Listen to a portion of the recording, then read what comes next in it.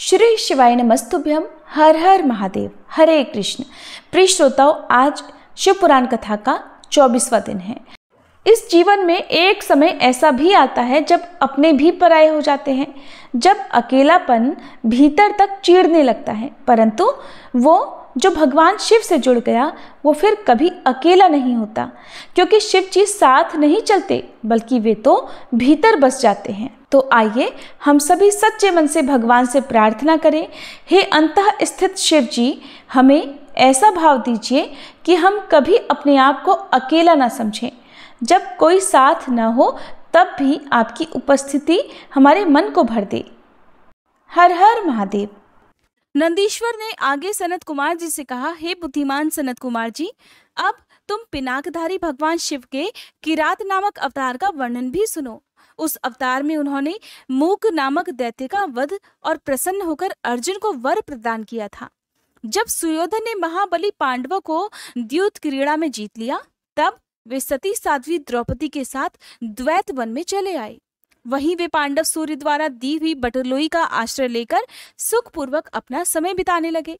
हे प्रियवर, उसी समय सुयोधन ने आदर पूर्वक मुनिवर दुर्वासा को छल करने के प्रयोजन से पांडवों के निकट जाने के लिए प्रेरित किया। सुयोधन अर्थात दुर्योधन। तब महर्षि दुर्वासा अपने 10,000 शिष्यों के साथ आनंद पूर्वक वहां गए और पांडवों से मनुकूल भोजन की याचना करने लगे। तब उन सभी पांडवों ने उनकी प्रार्थना स्वीकार करके दुर्वासा आदि तपस्वी मुनियों को स्नान करने के लिए भेज दिया, क्योंकि पांडव जानते थे कि दुर्वासा ऋषि को जब क्रोध आ जाए तो वो किसी को भी श्राप देने से छोड़ते नहीं हैं। मुनीश्वर, इधर अन्ना भाव के कारण वे सभी पांडव बड़े संकट में पड़ गए। मन ही मन प्राण त्याग देने का विचार करने लगे। तब द्रौपदी ने श्री कृष्ण का स्मरण किया और वे तत्काल ही वहां आ पहुंचे और शाक के पत्ते का भोग लगाकर उन सभी तपस्वियों को तृप्त कर दिया। फिर तो महर्षि दुर्वासा अपने शिष्यों को तृप्त हुआ जानकर स्नान करने के बाद वहां से चलते बने। इस प्रकार भगवान कृष्ण की कृपा से उस समय पांडव संकट से मुक्त हो पाए। फिर भगवान कृष्ण ने पांडवों को शिव जी की आराधना करने की सम्मति दी। फिर व्यास जी ने भी आकर उन्हें शंकर जी की आराधना करने का आदेश देते हुए कहा, हे पांडवों, शिव जी संपूर्ण दुखों का नाश करने वाले हैं। वे भक्ति करने से थोड़े ही समय में प्रसन्न हो जाते हैं, इसलिए सभी लोगों को शंकर जी की सेवा अवश्य करनी चाहिए। वे महेश्वर प्रसन्न होने पर भक्तों की सारी इच्छाएं पूर्ण कर देते हैं, यहाँ तक कि वे इस लोक में सारा भोग और परलोक में मोक्ष तक दे डालते हैं। ये बिल्कुल निश्चित बात है। इसलिए भुक्ति मुक्ति रूपी फल की कामना करने वाले मनुष्यों को सदा शंभु की सेवा करनी चाहिए, क्योंकि भगवान शंकर साक्षात परम पुरुष, दुष्टों के संहारक और सत्पुरुषों के आश्रय स्वरूप हैं। अब अर्जुन पहले दृढ़ता पूर्वक शक्र विद्या का जप करें, तब इंद्र पहले परीक्षा लेंगे। जब संतुष्ट हो जाएंगे, प्रसन्न होने पर वे सर्वदा विघ्नों का नाश करते रहेंगे और फिर शिव जी का श्रेष्ठ मंत्र प्रदान करेंगे। नंदीश्वर कहते हैं, हे मुने, ऐसा कहकर व्यास जी अर्जुन को बुलाकर उन्हें शक्र विद्या का उपदेश देने को तत्पर हुए। तब तीक्ष्ण बुद्धि वाले अर्जुन ने स्नान करके पूर्व दिशा की ओर मुंह करके बैठकर उस विद्या को ग्रहण कर लिया। फिर उदार बुद्धि मुनिवर व्यास जी ने अर्जुन को पार्थिव लिंग के पूजन का विधान बताकर कहा, पार्थ, अब तुम यहाँ से परम रमणीय इंद्रकील पर्वत पर जाओ और वहां जाह्नवी के तट पर बैठकर सम्यक रूप से तपस्या करो। ये विद्या अदृश्य रूप से सदा तुम्हारा हित करती रहेगी। अर्जुन को ऐसा आशीर्वाद देकर व्यास जी पांडवों से कहने लगे, हे पांडवों, तुम लोग धर्म पर दृढ़ बने रहो, इससे तुम्हें सर्वथा श्रेष्ठ सिद्धि प्राप्त हो जाएगी और इसमें अन्यथा विचार करने की कोई जरूरत भी नहीं है। नंदीश्वर कहते हैं, मुने, इस प्रकार मुनिवर व्यास उन पांडवों को आशीर्वाद देकर तथा शिवजी के चरण कमलों का स्मरण करके तुरंत ही अंतर्ध्यान हो गए। उधर शिव मंत्र के धारण करने से अर्जुन में भी अनुपम तेज व्याप्त हो गया। वे उस समय उद्वीत हो उठे। अर्जुन को देखकर सभी पांडवों को निश्चय हो गया कि अवश्य ही अब हमारी विजय होगी, क्योंकि अर्जुन में भी विपुल तेज उत्पन्न हो गया है। तब उन्होंने अर्जुन से कहा, व्यास जी के कहे अनुसार तो ऐसा प्रतीत होता है कि इस कार्य को केवल तुम ही कर सकते हो, ये दूसरे के द्वारा कभी भी सिद्ध नहीं हो सकता। इसलिए हे अर्जुन, जाओ और हम लोगों का जीवन सफल बनाओ। तब अर्जुन ने चारों भाइयों और द्रौपदी से अनुमति मांगी। उन लोगों को अर्जुन के विछोह का दुख तो हुआ, पर कार्य की महत्ता को देखकर सभी ने अनुमति दे दी। फिर तो अर्जुन मन ही मन प्रसन्न हुए उस उत्तम पर्वत अर्थात इंद्रकील को चले गए। वहां पहुंचकर वे गंगा जी के पास एक मनोरम स्थान पर, जो स्वर्ग से भी उत्तम और अशोक वन से सुशोभित थी, ठहर गए। वहां उन्होंने स्नान करके गुरुवर को नमस्कार किया और जैसा उपदेश मिला था उसी के अनुसार स्वयं ही अपना वेश बनाया। फिर पहले मन ही मन इंद्रियों का अपकर्ष करके वे आसन लगाकर बैठ गए। फिर समसूत्र वाले सुंदर पार्थिव शिवलिंग का निर्माण करके उनके आगे अनुपम तेजो राशि शंकर जी का ध्यान करने लगे। वे तीनों समय स्नान करके अनेक प्रकार से बारंबार शिव जी की पूजा करते हुए उपासना में लीन रहने लगे। तब अर्जुन के शिरोभाग से तेज की ज्वाला निकलने लगी। उसे देखकर इंद्र के गुप्तचर भयभीत हो गए। वे सोचने लगे, ये यहाँ कब आ गया? पुनः उन्होंने ऐसा विचार किया कि ये घटना इंद्र को बतला देनी चाहिए। ऐसा सोचकर वे तत्काल ही इंद्र के पास गए। गुप्तचरों ने कहा, हे देवेश, वन में एक पुरुष तपस्या कर रहा है, परंतु हमें पता नहीं कि वह देवता है, ऋषि है, सूर्य है अथवा अग्नि। उसी के तेज से संतप्त होकर हम आपके पास आए हैं। हमने उसका चरित्र भी आपसे निवेदित कर दिया। अब आप जैसा उचित समझे वैसा कीजिए। नंदीश्वर कहते हैं, हे मुने, उन गुप्तचरों के ऐसा कहने पर इंद्र को अपने पुत्र अर्जुन का सारा मनोरथ ज्ञात हो गया। तब वे पर्वत रक्षकों को विदा करके स्वयं वहां जाने का विचार करने लगे। हे विप्रवर, इंद्र अर्जुन की परीक्षा लेने के लिए एक वृद्ध ब्रह्मचारी ब्राह्मण का वेश बनाकर वहां पहुंचे। उस समय उन्हें आया हुआ देखकर पांडुपुत्र अर्जुन ने उनकी पूजा की और फिर उनकी स्तुति करके आगे खड़े होकर पूछने लगे, ब्राह्मण, बताइए, इस समय कहाँ से आपका शुभागमन हुआ है? इस पर ब्राह्मण वेशधारी इंद्र ने अर्जुन को ऐसे वचन किए जिससे वह तपस्या से डिग जाए। पर जब अर्जुन को दृढ़ निश्चय देखा तब अपने स्वरूप में प्रकट होकर इंद्र ने अर्जुन को भगवान शंकर का वह गुप्त मंत्र बतलाया और उसका जप करने की आज्ञा दे दी। फिर अपने अनुचरों को सावधानी के साथ अर्जुन की रक्षा करने का आदेश देकर वे अर्जुन से बोले, हे भद्र, तुम्हें कभी भी प्रमाद पूर्वक राज्य नहीं करना चाहिए, परंतु ये विद्या तुम्हारे लिए श्रेयस्कर होगी। साधक को सभी प्रकार से धैर्य धारण किए हुए रहना चाहिए। रक्षक तो भगवान शिव है ही, वे संपत्तियां और फल अर्थात मोक्ष दोनों समान रूप से दे देंगे और इसमें तनिक भी संशय नहीं है। नंदीश्वर कहते हैं, हे मुने, इस प्रकार अर्जुन को वरदान देकर देवराज इंद्र शिवजी के चरण कमलों का स्मरण करते हुए अपने भवन को लौट गए। तब महावीर अर्जुन ने भी सुरेश्वर को प्रणाम किया और फिर वे मन को वश में करके इंद्र के उपदेशानुसार शिवजी के उद्देश्य से तपस्या करने लगे। नंदीश्वर कहते हैं, मुने, फिर अर्जुन व्यास जी के उपदेशानुसार विधि पूर्वक स्नान और न्यास आदि करके परम भक्ति के साथ शिव जी का ध्यान करने लगे। उस समय वे एक श्रेष्ठ मुनि की तरह एक ही पैर के बल पर खड़े होकर सूर्य की ओर एकाग्र दृष्टि करके खड़े खड़े मंत्र का जाप कर रहे थे। इस प्रकार वे परम प्रेम पूर्वक मन ही मन शिव जी का स्मरण करके शंभु के सर्वोत्कृष्ट पंचाक्षर मंत्र अर्थात नमः शिवाय का जाप करते हुए घोर तप करने लगे। उस तपस्या का ऐसा उत्कृष्ट तेज प्रकट हुआ जिससे देवगण विस्मित हो गए। पुनः वे शिव जी के पास गए और समाहित चित्त से बोले, हे सर्वेश, एक मनुष्य आपके लिए तपस्या में निरत है। प्रभु, वह व्यक्ति जो कुछ चाहता है उसे आप क्यों नहीं दे देते? नंदीश्वर कहते हैं, मुने, ऐसा कहकर देवताओं ने अनेक प्रकार से उनकी स्तुति की। फिर उनके चरणों की ओर दृष्टि लगाकर वे विनम्र भाव से खड़े हो गए। तब उदार बुद्धि और प्रसन्नात्मा महाप्रभु शिवजी उस वचन को सुनकर ठठाकर हंस पड़े। देवताओं से इस प्रकार बोले, देवताओं, अब तुम लोग अपने स्थान को लौट जाओ। मैं सब तरह से तुम लोगों का कार्य संपन्न करूंगा। ये बिल्कुल सत्य है और इसमें संदेह बिल्कुल नहीं। नंदीश्वर कहते हैं, मुने, शंभु के उस वचन को सुनकर देवताओं को पूर्णतया निश्चय हो गया। तब वे सब के सब अपने स्थान को लौट गए। इसी समय मूक नामक दैत्य शूकर का रूप धारण करके वहां आया। विपेंद्र उसे उस समय मायावी दुरात्मा दुर्योधन ने अर्जुन के पास भेजा था।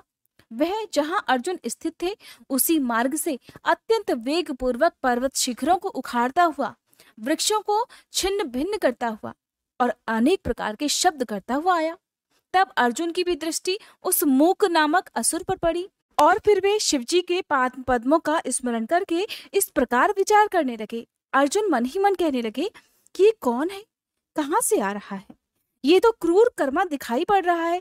निश्चय ही ये मेरा अनिष्ट करने के लिए ही यहाँ आ रहा है, इसमें तनिक भी संशय नहीं।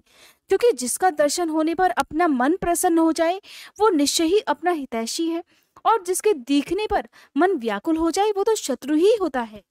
आचार से कुल का, शरीर से भोजन का, वार्तालाप से शास्त्र ज्ञान का और नेत्र से स्नेह का परिचय मिलता है।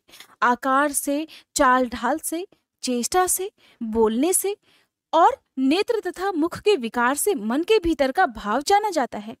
नेत्र 4 प्रकार के कहे गए हैं, उज्ज्वल, सरस, तिरछे और लाल। विद्वानों ने इनका भाव भी अलग अलग बतलाया है।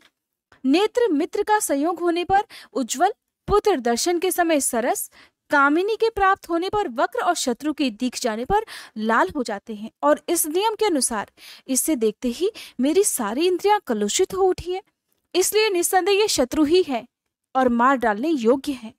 इधर मेरे लिए गुरुजी की आज्ञा भी ऐसी है कि राजन, जो तुम्हें कष्ट देने के लिए तैयार हो उसे तुम बिना किसी प्रकार का विचार किए अवश्य ही मार डालना, तथा मैंने इसलिए आयुध भी तो धारण कर रखा है। ऐसा विचार कर अर्जुन ने अपने धनुष पर बाण चढ़ाया और डटकर वहीं खड़े हो गए। इसी बीच भक्त वत्सल भगवान शंकर अर्जुन की रक्षा, उनकी भक्ति की परीक्षा और उस दैत्य का नाश करने के लिए शीघ्र ही वहां आ पहुंचे। उस समय उनके साथ गणों का यूथ भी था और वे महान अद्भुत सुशिक्षित भील का रूप धारण किए हुए थे। उनकी कांच बंधी हुई थी और उन्होंने वस्त्र खंडों से ईशान ध्वज बांध रखा था। उनके शरीर पर श्वेत धारियां चमक रही थी। पीठ पर बाणों से भरा हुआ तरकश बंधा हुआ था और वे स्वयं धनुष बाण धारण किए हुए थे। उनका गण यूथ भी वैसे ही साज सज्जा से युक्त था। इस प्रकार शिव भिल्लराज बने हुए थे। वे सेनाध्यक्ष होकर तरह तरह के शब्द करते हुए आगे बढ़े। इतने में सुअर की गुर्राहट का शब्द 10 दिशाओं में गूंज उठा। उस शब्द से पर्वत आदि सभी जड़ पदार्थ झन्ना उठे। तब उस वनेचर के शब्द से घबराकर अर्जुन सोचने लगे, अहो, क्या ये भगवान शिव तो नहीं है जो यहाँ शुभ करने के लिए पधारे हैं? क्योंकि मैंने पहले भी ऐसा ही सुन रखा है। पुनः श्री कृष्ण और व्यास जी ने भी ऐसा ही कहा है और बारंबार देवताओं ने भी स्मरण करके ऐसी ही घोषणा की है कि शिव जी कल्याणकर्ता और सुखदाता हैं। वे मुक्ति प्रदान करने के कारण मुक्तिदाता कहे जाते हैं। उनके नाम का ध्यान करने से ही मनुष्य का निश्चय ही कल्याण हो जाता है। जो लोग सर्वभाव से उनका भजन करते हैं उन्हें स्वप्न में भी दुख का दर्शन नहीं होता। अगर कदाचित कुछ दुख आ भी जाता है तो उसे कर्मों का फल ही समझना चाहिए। सो भी बहुत की आशंका होने पर भी थोड़ा होता है, या फिर उसे विशेष रूप से प्रारब्ध का ही अर्थात पूर्व जन्म का ही दोष मानना चाहिए। या कभी कभी भगवान शंकर अपनी इच्छा से थोड़ा या अधिक दुख भुगताकर फिर निस्संदेह उसे दूर भी कर देते हैं और उससे दोगुना सुख भी देते हैं। ये बहुत गहन रहस्य की बात है जो आज के इस अध्याय में आपको बताई है। वे विष को अमृत और अमृत को विष भी बना देते हैं। अर्जुन मन ही मन सोच रहे हैं कि यों जैसी उनकी इच्छा होती है वैसा ही शिव करते रहते हैं। भला उन समर्थ को कौन मना कर सकता है? अन्यान्य प्राचीन भक्तों की भी ऐसी ही धारणा थी। इसलिए भावी भक्तों को सदा इस विचार पर अपने मन को स्थिर रखना चाहिए।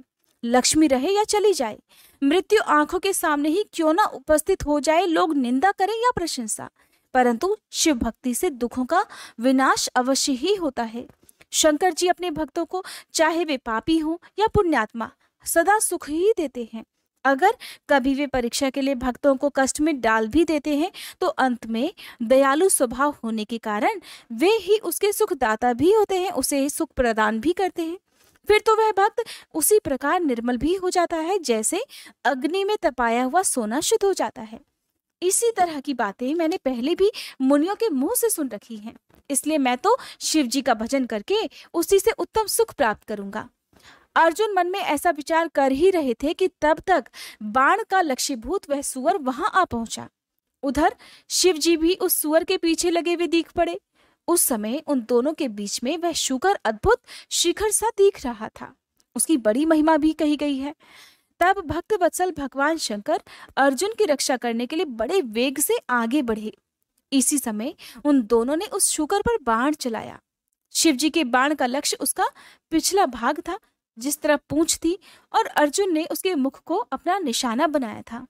शिवजी का बाण उसके पिछले भाग से प्रवेश करके मुंह के रास्ते से निकल गया और शीघ्र ही भूमि में विलीन हो गया, तथा अर्जुन का बाण उसके पिछले भाग से निकलकर बगल में ही गिर पड़ा। तब वह शूकर रूपधारी दैत्य उसी क्षण मरकर धरती पर गिर गया। उस समय देवताओं को महान हर्ष हुआ। उन्होंने पहले तो जय जयकार करते हुए पुष्पों की वर्षा की, फिर वे बारंबार नमस्कार करके भगवान शिव की स्तुति करने लगे। उस समय उन दोनों ने दैत्य के उस क्रूर रूप की ओर देखा। उसे देखकर शिव जी का मन संतुष्ट हो गया और फिर अर्जुन को महान सुख प्राप्त हुआ। फिर अर्जुन मन ही मन विशेष रूप से सुख का अनुभव करते हुए कहने लगे, अहो, ये श्रेष्ठ दैत्य परम अद्भुत रूप धारण करके ही मुझे मारने के लिए यहाँ आया था, परंतु शिव जी ने ही मेरी रक्षा की है। निस्संदेह उन परमेश्वर ने ही आज इसे मारने के लिए मेरी बुद्धि को प्रेरित किया होगा। ऐसा विचार कर अर्जुन ने शिव नाम संकीर्तन किया और फिर बारंबार उनके चरणों में प्रणाम करके उनकी स्तुति की। नंदीश्वर कहते हैं, महाज्ञानी सनत कुमार जी, अब परमात्मा शिव की उस लीला को भी सुनो जो भक्त वत्सलता से युक्त तथा उनकी दृढ़ता से भरी हुई है। फिर शिव जी ने उस बाण को लाने के लिए तुरंत ही अपने अनुचर को भेजा। उधर अर्जुन भी उसी निमित्त वहां आए। इस प्रकार एक ही समय में रुद्रानुचर तथा अर्जुन दोनों बाण उठाने के लिए वहां पहुंच गए। तब अर्जुन ने उसे डरा धमकाकर अपना बाण उठा लिया। ये देखकर उस अनुचर ने कहा, हे ऋषि सतम, आप क्यों इस बाण को ले रहे हैं? ये हमारा सहायक है, ये हमारा बाण है, इसे छोड़ दीजिए। भिल्ल राज के उस अनुचर द्वारा ऐसा कहे जाने पर मुनिश्रेष्ठ अर्जुन ने शंकर जी का ध्यान किया और इस प्रकार कहा, हे वंचर, तू तो बड़ा मूर्ख है। तू बिना सोचे समझे क्या क्या बकवास कर रहा है। इस बाण को तो मैंने अभी अभी छोड़ा है, फिर ये तेरा कैसे हुआ? इसकी धारियों और पिच्छों पर मेरा ही नाम अंकित है, फिर ये तेरा कैसे हो गया? तेरा कुटिल स्वभाव छूटना बड़ा कठिन है। नंदीश्वर कहते हैं, मुने, अर्जुन का यह कथन सुनकर भिल्ल रूपी गणेश्वर को हंसी आ गई।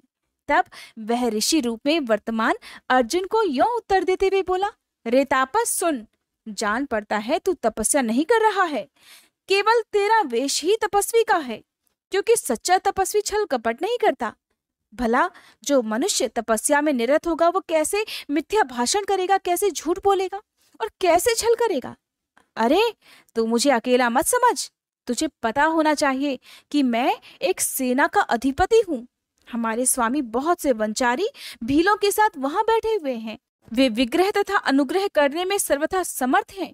ये बाण जिसे तूने अभी अभी उठा लिया है, ये उन्हीं का है। ये बाण कभी तेरे पास टिक नहीं सकेगा। तापस, तू क्यों अपनी तपस्या का फल नष्ट करना चाहता है? मैंने तो ऐसा सुन रखा है कि चोरी करने से, छल पूर्वक किसी को कष्ट पहुंचाने से, विस्मय करने से और सत्य का त्याग करने से प्राणी का तप क्षीण हो जाता है। ये बिल्कुल सत्य है। ऐसी दशा में तुझे अब तपस्या का फल कैसे प्राप्त होगा? उस बाण को ले लेने से तू तपस्या से च्युत और कृतज्ञ हो जाएगा, क्योंकि निश्चय ही ये मेरे स्वामी का बाण है और तेरी रक्षा के लिए ही उन्होंने इसे छोड़ा था। इस बाण से तो उन्होंने शत्रु को मार ही डाला, फिर बाण को भी सुरक्षित रखा। तू तो महान कृतज्ञ और तपस्या में अमंगल करने वाला है। जब तू सत्य नहीं बोल रहा है, तब फिर इस तपस्या से सिद्धि की अभिलाषा तू भला कैसे रख सकता है? अगर तुझे बाण से ही प्रयोजन है, तुझे ये बाण चाहिए ही, तो तू मेरे स्वामी से मांग ले। वे स्वयं इस प्रकार के बहुत से बाण तुझे दे सकते हैं। मेरे स्वामी आज यहाँ वर्तमान हैं, तू उनसे क्यों नहीं याचना कर लेता? तू जो उपकार का परित्याग करके अपकार करना चाहता है और अभी अभी कर भी रहा है, ये तेरे लिए उचित नहीं है, इसलिए तू ये चालाकी छोड़ दे। इस पर कुपित होकर हे सनत कुमार जी, अर्जुन ने उससे कई बातें कही। दोनों में बड़ा भारी विवाद हो गया। अंत में अर्जुन कहने लगे, अरे वंचारी भील, तू मेरी सारी बात सुन ले। जिस समय तेरा स्वामी आएगा उस समय मैं उसे उसका फल भी अवश्य चखाऊंगा। तेरे साथ युद्ध करना तो मुझे शोभा नहीं देता, इसलिए मैं तेरे स्वामी के साथ ही युद्ध करूंगा, क्योंकि सिंह और गीदड़ का युद्ध उपहास के लायक ही माना जाता है। भील, तूने मेरी बात तो सुन ही ली, अब तू मेरे महान बल को भी देखेगा। जा, अपने स्वामी के पास लौट जा, या फिर तेरी जैसी इच्छा हो वैसा कर ले। नंदीश्वर कहते हैं, मुने, अर्जुन के ऐसा कहने पर वह भील जहाँ शिव अवतार सेनापति किरात विराजमान थे वहां गया और उन भीलराज से अर्जुन का सारा वचन विस्तार पूर्वक कह सुनाया। उसकी बात सुनकर उन किरातेश्वर को महान हर्ष हुआ। तब भील रूपधारी भगवान शंकर अपनी सेना के साथ वहां गए। उधर पांडुपुत्र अर्जुन ने भी जब किरात की उस सेना को देखा तब वे भी धनुष बाण लेकर सामने आकर डट गए। फिर किरात ने पुनः उस दूत को भेजा और उसके द्वारा भरतवंशी महात्मा अर्जुन से ऐसा कहलवाया। किरात ने कहा, हे तपस्विन, तनिक इस सेना की ओर भी तो देखो। अरे अब तुम बाण छोड़कर जल्दी भाग जाओ। क्यों तुम इस समय एक सामान्य काम के लिए अपने प्राण गंवाना चाहते हो? तुम्हारे भाई दुख से पीड़ित हैं। तुम्हारी पत्नी तो उनसे भी बढ़कर दुखी हो रही है और मेरा तो ऐसा विचार है कि ऐसा करने से पृथ्वी भी तुम्हारे हाथ से चली जाएगी। नंदीश्वर कहते हैं, हे मुने, जब अर्जुन की सब तरह से रक्षा करने के लिए किरात रूपधारी परमेश्वर शंभु ने उनकी भक्ति की दृढ़ता की परीक्षा के लिए ऐसी बातें कही, तब वह शिवदूत उसी समय अर्जुन के पास पहुंचा और उसने वह सारा वृतांत उनसे विस्तार पूर्वक कह सुनाया। उसकी बात सुनकर अर्जुन ने उस समागत दूत से कहा, दूत, तुम जाकर अपने सेनापति से कहो कि तुम्हारे कहे अनुसार करने से सारी बातें विपरीत हो जाएंगी। अगर मैं तुम्हें अपना बाण दे देता हूं तो निस्संदेह मैं अपने कुल को दूषित करने वाला सिद्ध हो जाऊंगा। इसलिए भले ही मेरे भाई दुखी हो जाएं और मेरी सारी विद्याएं भी निष्फल हो जाए, तुम आओ तो सही। मैंने ऐसा कभी भी कहीं नहीं सुना कि कहीं कोई शेर गीदड़ से डर गया हो। इस प्रकार राजा कभी भी वनेचर से भयभीत नहीं हो सकता। नंदीश्वर कहते हैं, मुने, अर्जुन के ऐसा कहने पर वह दूत फिर से अपने स्वामी के पास लौट गया और उसने अर्जुन की कही हुई सारी बातें उनके सामने विशेष रूप से सुना दी। उन्हें सुनकर किरात वेशधारी सेना नायक महादेव जी अपनी सेना के साथ अर्जुन के सम्मुख आ गए। उन्हें आया हुआ देखकर अर्जुन ने शिवजी का ध्यान किया, फिर निकट जाकर उनके साथ अत्यंत भीषण संग्राम छेड़ दिया। इस प्रकार गणों सहित महादेव जी के साथ अर्जुन का बड़ा भारी युद्ध हुआ। अंत में अर्जुन ने शिव जी के चरण कमल का ध्यान किया। उनका ध्यान करने से अर्जुन का बल और बढ़ गया। तब वे शंकर जी के दोनों पैर पकड़कर उन्हें घुमाने लगे। उस समय भक्त वत्सल महादेव जी हंस रहे थे। मुने, भक्त पराधीन होने के कारण वे अर्जुन को अपनी दास्ता प्रदान करना चाहते थे, इसलिए उन्होंने ऐसी लीला रची थी, अन्यथा ऐसा होना सर्वथा असंभव था। फिर शंकर जी ने भक्त परावशता के कारण मुस्कुराकर वहीं अपना सौम्य और अद्भुत रूप सहसा प्रकट कर दिया। हे पुरुषोत्तम, पुराणों में वर्णित है कि व्यास जी ने अर्जुन को ध्यान करने के लिए जिस सर्व सिद्धिदाता रूप का उपदेश दिया था, शिव जी ने वही रूप अर्जुन को दिखाया। तब ध्यान द्वारा प्राप्त होने वाले शिव जी के उस सुंदर रूप को देखकर अर्जुन को महान विस्मय हुआ। फिर वे लज्जित होकर स्वयं पश्चाताप भी करने लगे कि अहो, जिनको मैंने प्रमुख रूप से वर्ण किया है वे तो त्रिलोकी के अधीश्वर कल्याणकर्ता साक्षात स्वयं शिव हैं। हाय, इस समय मैंने ये क्या कर डाला। ओहो, भगवान शिव की माया तो बड़ी बलवती है। वो बड़े बड़े मायावियों को भी मोह में डाली देती है, फिर मेरी तो विसात ही क्या है। उन्हीं प्रभु ने अपने रूप को छिपाकर ये कौन सी लीला रची है। मैं तो उनके द्वारा आज छला गया। इस प्रकार अपनी बुद्धि से भलीभांति विचार करके अर्जुन ने प्रेम पूर्वक हाथ जोड़कर और मस्तक झुकाकर भगवान शिव को प्रणाम किया। फिर खिन्न मन से ऐसा कहा, देवाधिदेव महादेव, आप तो बड़े कृपालु और भक्तों के कल्याण करता है। सर्वेश, आपको मेरा अपराध क्षमा कर देना चाहिए। इस समय आपने अपने रूप को छिपाकर ये कौन सा खेल खेला है प्रभु? आपने तो मुझे छल ही लिया। हे प्रभु, आप स्वामी के साथ युद्ध करने वाले मुझको धिक्कार है।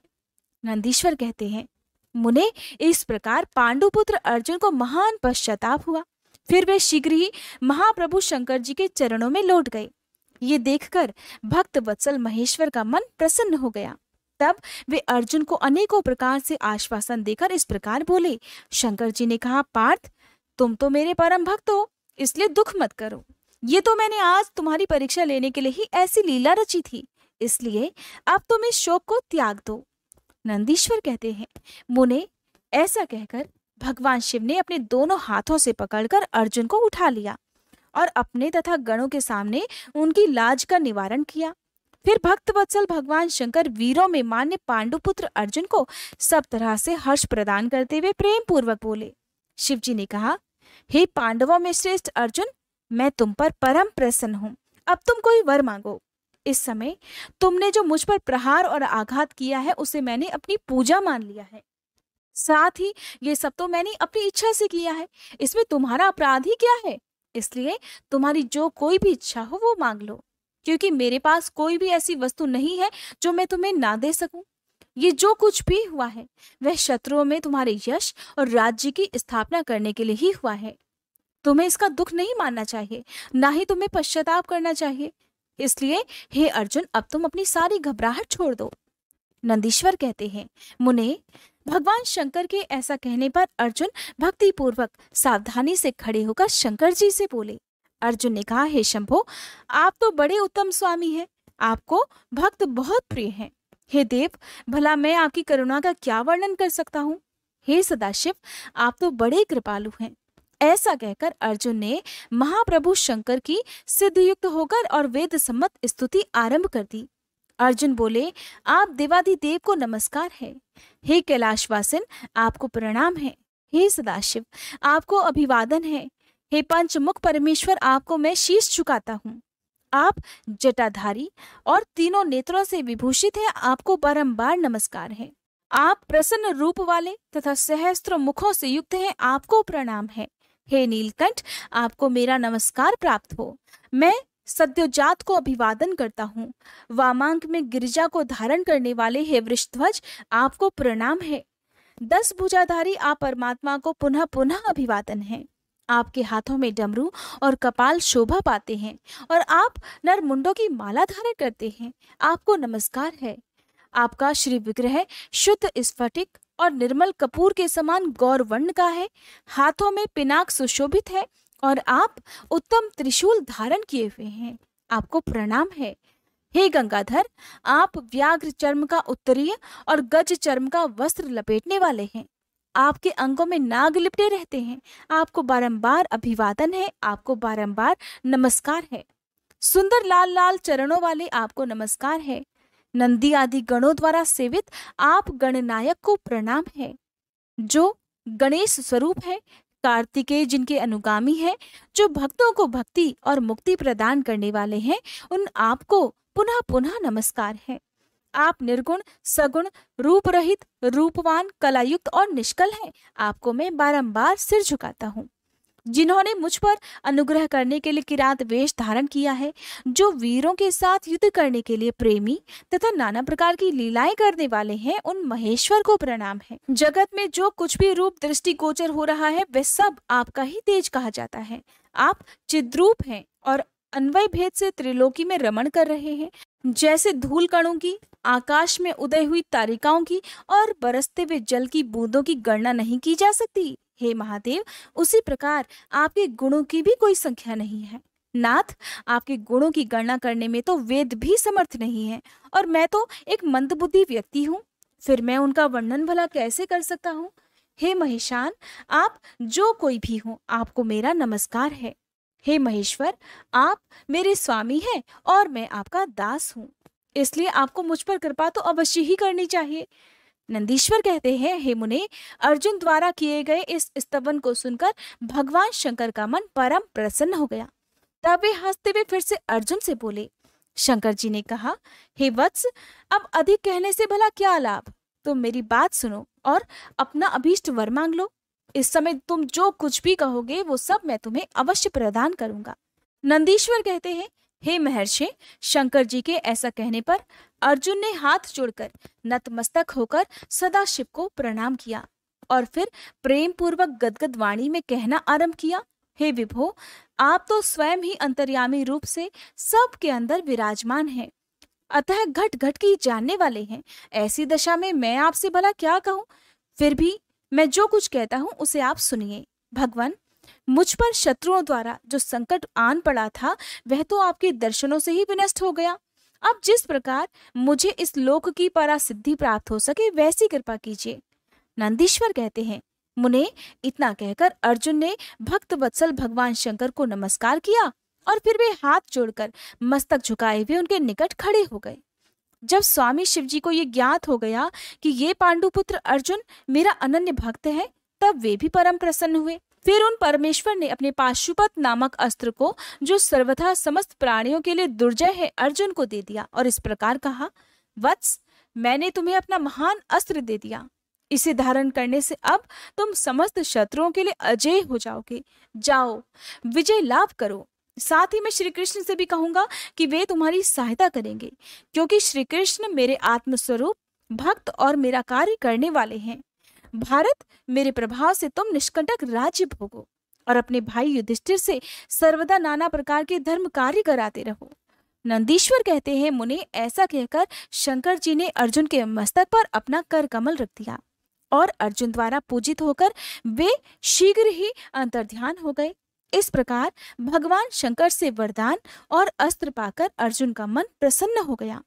तब वे अपने मुख्य गुरु शिव जी का भक्ति पूर्वक स्मरण करते हुए अपने आश्रम को लौट गए। वहां अर्जुन से मिलकर सभी भाइयों को ऐसा आनंद प्राप्त हुआ मानो मृतक शरीर में प्राणों का संचार फिर से हो गया हो। उत्तम व्रत का पालन करने वाली द्रौपदी को अत्यंत सुख मिला। जब उन पांडवों को ये ज्ञात हो गया कि शिव जी परम संतुष्ट हो गए हैं, तब उनके हर्ष का कोई पार नहीं रहा। उन्हें अर्जुन के मुख से संपूर्ण वृतांत सुनने से तृप्ति ही नहीं होती थी। उस समय उस आश्रम में महामनस्वी पांडवों का भला करने के लिए चंदन युक्त पुष्पों की वर्षा होने लगी। तब उन्होंने हर्षपूर्वक संपत्ति दाता तथा कल्याणकर्ता शिव को नमस्कार किया और फिर 13 वर्ष की अवधि को समाप्त हुई जानकर यह निश्चय किया कि अवश्य अब हमारी विजय होगी। इसी अवसर पर जब श्री कृष्ण को पता चला कि अर्जुन लौटकर आ गए हैं, तब ये समाचार सुनकर उन्हें बड़ा सुख मिला और वे अर्जुन से मिलने के लिए वहां पधारे और कहने लगे, हे अर्जुन, हे पार्थ, इसीलिए मैंने कहा था कि शंकर जी संपूर्ण कष्टों का नाश करने वाले हैं। मैं तो नित्य उनकी सेवा करता हूँ, इसलिए आप लोग भी उनकी सेवा करें। मुने, इस प्रकार आज मैंने शंकर जी के किरात नामक अवतार का वर्णन किया। जो इसे सुनता है अथवा दूसरे को सुनाता है, भगवान शिव सदा उनकी रक्षा करते हैं, उनकी सभी मनोकामनाएं पूर्ण करते हैं। भगवान शिव के सभी अवतारों का वर्णन नंदीश्वर श्री सनत कुमार जी से कर रहे हैं। नंदीश्वर कहते हैं, हे मुने, अब तुम सर्वव्यापी भगवान शंकर के 12 अन्य ज्योतिर्लिंग स्वरूपी अवतारों का वर्णन भी सुनो, जो अनेक प्रकार के मंगल करने वाले हैं। उनके नाम ये हैं, सौराष्ट्र में सोमनाथ, श्री शैल पर मल्लिकार्जुन, उज्जैनी में महाकाल, ओंकार में अमरेश्वर, हिमालय पर केदार, डाकिनी में भीमशंकर, काशी में विश्वनाथ, गौतमी के तट पर त्र्यंबकेश्वर, चिताभूमि में वैद्यनाथ, दारुकवन में नागेश्वर, सेतुबंध पर रामेश्वर और शिवालय में घूष्मेश्वर। हे मुने, परमात्मा शंभु के यही वे 12 अवतार हैं। ये दर्शन और स्पर्श करने से मनुष्यों को सभी प्रकार का आनंद और सुख प्रदान करते हैं। मुने, उनमें पहला अवतार सोमनाथ का है। ये चंद्रमा के दुख का विनाश करने वाला है। इनका पूजन करने से क्षय और कुष्ठ आदि रोगों का नाश हो जाता है। ये सोमेश्वर नामक शिव अवतार सौराष्ट्र नामक पावन प्रदेश में लिंग रूप से स्थित है। पूर्व काल में चंद्रमा ने इनकी ही पूजा की थी। वहीं संपूर्ण पापों का विनाश करने वाला एक चंद्रकुंड भी है, जिसमें स्नान करने से बुद्धिमान मनुष्य संपूर्ण रोगों से मुक्त हो जाता है।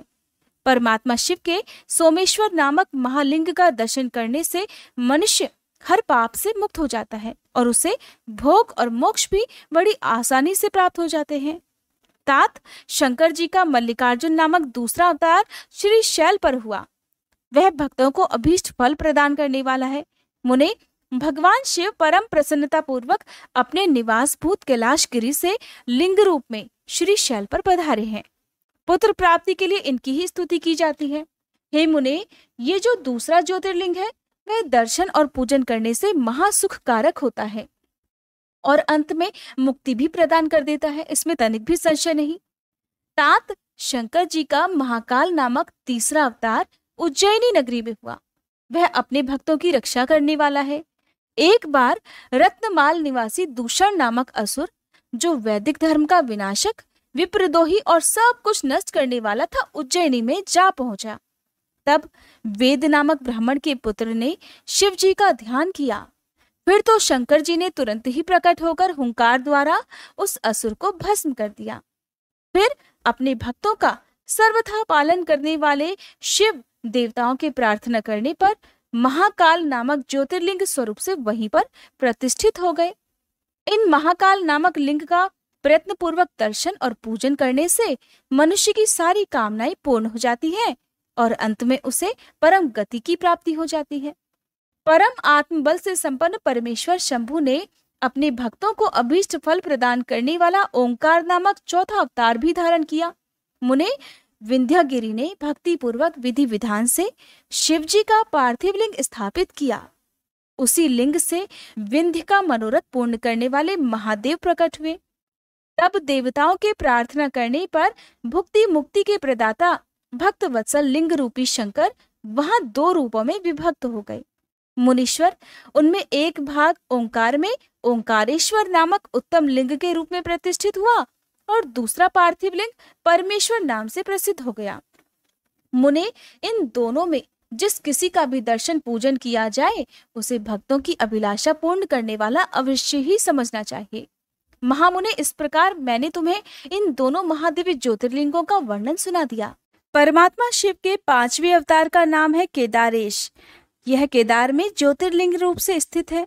मुने, वहां श्री हरि के जो नर नारायण नामक अवतार हैं, उनके प्रार्थना करने पर शिव जी हिमगिरी के केदार शिखर पर स्थित हो गए। वे दोनों उस केदारेश्वर लिंग की नित्य पूजा करते हैं। वहां शंभु दर्शन और पूजन करने वाले भक्तों को अभीष्ट प्रदान करते हैं। तात सर्वेश्वर होते हुए भी शिव इस खंड के विशेष रूप से स्वामी हैं। शिव जी का ये अवतार संपूर्ण अभिष्टों को प्रदान करने वाला है। महाप्रभु शंभु के 6ठे अवतार का नाम भीमशंकर है।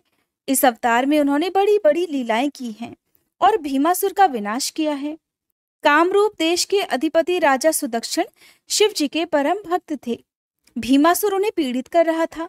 तब शंकर जी ने अपने भक्त को दुख देने वाले उस अद्भुत असुर का वध करके उनकी रक्षा की थी।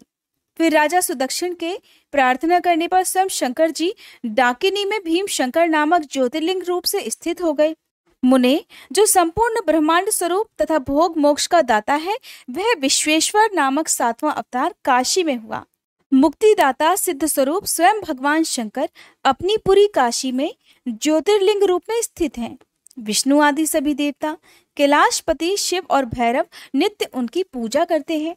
जो काशी विश्वनाथ के भक्त हैं और नित्य उनके नामों का जप करते रहते हैं, वे कर्मों से निर्लिप्त होकर कैवल्य पद के भागी बन जाते हैं। चंद्रशेखर शिव का जो त्र्यंबक नामक 8वां अवतार है, वह गौतम ऋषि के प्रार्थना करने पर गौतमी नदी के तट पर प्रकट हुआ था। गौतम की प्रार्थना से उन मुनि को प्रसन्न करने के लिए शंकर जी प्रेम पूर्वक ज्योतिर्लिंग रूप से वहां अचल होकर स्थित हो गए। अहो, उन महेश्वर का दर्शन और स्पर्श करने से सारी कामनाएं सिद्ध हो जाती हैं, फिर मुक्ति भी मिल जाती है। शिव जी के अनुग्रह से शंकर प्रिया परम पावनी गंगा गौतम के स्नेहवश वहां गौतमी नाम से प्रवाहित हुई। उनमें 9वां अवतार वैद्यनाथ नाम से प्रसिद्ध है। इस अवतार में बहुत सी विचित्र लीलाएं करने वाले भगवान शंकर रावण के लिए आविर्भूत हुए थे। उस समय रावण द्वारा अपने लाए जाने को ही कारण मानकर महेश्वर ज्योतिर्लिंग स्वरूप से चिता भूमि में प्रतिष्ठित हो गए। उस समय से वे त्रिलोकी में वैद्यनाथेश्वर नाम से विख्यात हुए। वे भक्ति पूर्वक दर्शन और पूजन करने वाले को भोग मोक्ष के प्रदाता हैं। मुने, जो लोग इन वैद्यनाथेश्वर शिव के महात्म्य को पढ़ते अथवा सुनते हैं, उन्हें ये भुक्ति मुक्ति का भागी बना देता है। 10वां नागेश्वर अवतार कहलाता है। ये अपने भक्तों की रक्षा करने के लिए प्रकट हुआ था। ये सदा दुष्टों को दंड देता रहता है। इस अवतार में शिव जी ने दारुक नामक राक्षस को, जो धर्मघाती था, मारकर वैश्यों के स्वामी अपने सुप्रिय नामक भक्त की रक्षा की थी। फिर बहुत सी लीलाएं करने वाले वे प्रभु शंभु लोगों का उपकार करने के लिए अंबिका सहित ज्योतिर्लिंग स्वरूप से स्थित हो गए। मुने, नागेश्वर नामक उस शिवलिंग का दर्शन करने और अर्चन करने से राशि के राशि महान पातक तुरंत विनिष्ट हो जाते हैं। मुने, शिव जी का 11वां अवतार रामेश्वर अवतार कहलाता है। वह श्री रामचंद्र जी का प्रेम करने वाला है। उसे श्री राम ने ही स्थापित किया था। जिन भक्त वत्सल शंकर ने परम प्रसन्न होकर श्री राम को प्रेम पूर्वक विजय का वरदान दिया, वे ही लिंग रूप में आविर्भूत हुए। मुने तब श्री राम के अत्यंत प्रार्थना करने पर वे सेतु बंध पर ज्योतिर्लिंग रूप से स्थित हो गए। उस समय श्री राम ने उनकी भली भांति पूजा की। रामेश्वर की अद्भुत महिमा की भूतल पर किसी से तुलना नहीं की जा सकती। ये सर्वदा भुक्ति मुक्ति की प्रदायिनी और भक्तों की कामना पूर्ण करने वाली है। जो मनुष्य सद्भक्ति पूर्वक रामेश्वर लिंग को गंगाजल से स्नान कराएगा, वह जीवन मुक्त ही है। वह इस लोक में, जो देवताओं के लिए भी दुर्लभ है, ऐसे संपूर्ण भोगों को भोगने के बाद परम ज्ञान को प्राप्त हो जाएगा। फिर उसे कैवल्य मोक्ष मिल जाएगा। घुष्मेश्वरा अवतार शंकर जी का 12वां अवतार है। वह नाना प्रकार की लीलाओं का कर्ता और भक्त वत्सल तथा घुष्मा को आनंद देने वाला है। मुने घुष्मा का प्रयोग करने के लिए भगवान शंकर दक्षिण दिशा में स्थित देवशैल के निकटवर्ती एक सरोवर में प्रकट हुए। मुने घुष्मा के पुत्र को सुदेही ने मार डाला था। फिर उसे जीवित करने के लिए घुष्मा ने शिव जी की आराधना की। तब उनकी भक्ति से संतुष्ट होकर भक्त वत्सल शंभु ने उनके पुत्र को बचा लिया। फिर कामनाओं के पूरक शंभु घुष्मा की प्रार्थना से उस सरोवर में ज्योतिर्लिंग रूप से स्थित हो गए। उस समय उनका नाम घुष्मेश्वर हुआ। जो मनुष्य उस शिवलिंग का भक्ति पूर्वक दर्शन और पूजन करता है, वह इस लोक में संपूर्ण सुखों को भोग कर अंत में मुक्ति लाभ करता है। सनत कुमार जी, इस प्रकार मैंने तुमसे इस 12 दिव्य ज्योतिर्लिंगों का वर्णन किया है। ये सभी भोग और मोक्ष के प्रदाता हैं। जो मनुष्य ज्योतिर्लिंगों की इस कथा को पढ़ता अथवा सुनता है, वह समस्त पापों से मुक्त हो जाता है और भोग मोक्ष को भी प्राप्त कर लेता है। इस प्रकार मैंने शतरुद्र नाम की संहिता का वर्णन कर दिया। ये शिव के 100 अवतारों की उत्तम कीर्ति से संपन्न तथा संपूर्ण अभीष्ट फलों को देने वाली है। जो मनुष्य इसे नित्य समाहित चित्त से पढ़ता अथवा सुनता है, उसकी सारी इच्छाएं पूर्ण हो जाती हैं और अंत में उसे निश्चय ही मुक्ति भी मिल जाती है। जय भोलेनाथ। आज के अध्याय में बस इतना ही। इसके आगे की कथा आप सभी कल के अध्याय में जरूर सुनिएगा। आइए अब हम सभी सच्चे मन से भगवान शिव से क्षमा प्रार्थना करें। हे भोलेनाथ, अगर इस कथा के श्रवण, वाचन या स्मरण के दौरान हमारे मन, वाणी या कर्म से कोई भी त्रुटि हो गई हो, तो हम आपसे हाथ जोड़कर प्रार्थना करते हैं, कृपया हमें क्षमा करें। प्रभु, हमारी समझ सीमित है परंतु श्रद्धा असीम है। अगर किसी पवित्र प्रसंग को हमने अधूरा समझा, अधूरा सुना या फिर किसी दिव्यता को पूरी तरह व्यक्त नहीं कर सके, तो ये केवल हमारी अल्प बुद्धि है। उसकी दोषिता हमारी नहीं बल्कि हमारी अवस्था की है। आप तो दयालु हैं, कृपामय हैं, भक्तों के हर अपराध को क्षमा कर देने वाले हैं। हे भोलेनाथ, हमारी इस भक्ति यात्रा को स्वीकार करें और हमारे दोषों को नष्ट करके हमें अपनी शरण में रखें। हे नीलकंठ, इस अध्याय को आपने ही आरंभ करवाया और आप ही इसे पूर्ण करें। आपकी कृपा से हम हर दिन आपकी ओर निकट आते रहें, यही हमारी सबसे बड़ी कामना है। हर हर महादेव।